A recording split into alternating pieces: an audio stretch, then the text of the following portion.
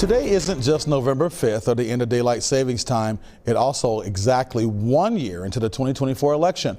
A new New York Times Siena poll found that former President Trump is running ahead of President Joe Biden in the key swing states of Georgia, Pennsylvania, Michigan, Nevada, and Arizona.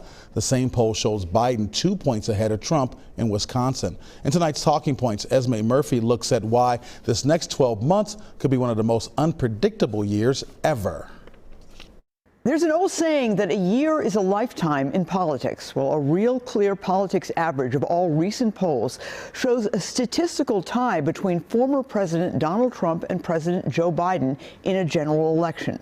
Let's look more closely at the Republican race. Of course, Trump is not the nominee yet, but look at this average of all recent polls. Trump has a 45-point lead over his closest rival, Ron DeSantis, with many of those also running still in single digits.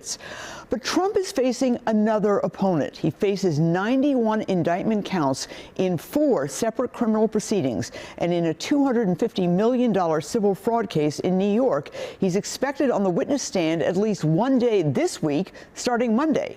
In February, jury selection is scheduled to begin in his criminal trial over that same issue, what happened on January 6th.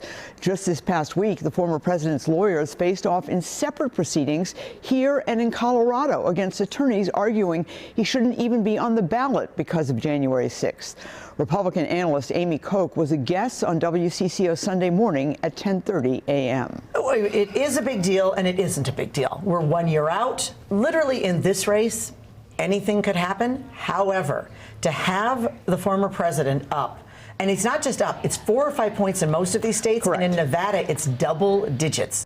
Democrats are facing uncertainty, too. President Biden will be 81 later this month, and polls continue to show that most Americans are concerned he's too old to run for re-election. And there are some cracks in his solid wall of support. Minnesota Congressman Dean Phillips is mounting a primary challenge, and so, too, is evangelist and author Marianne Williamson. But polls show Biden is more than 60 points ahead of them.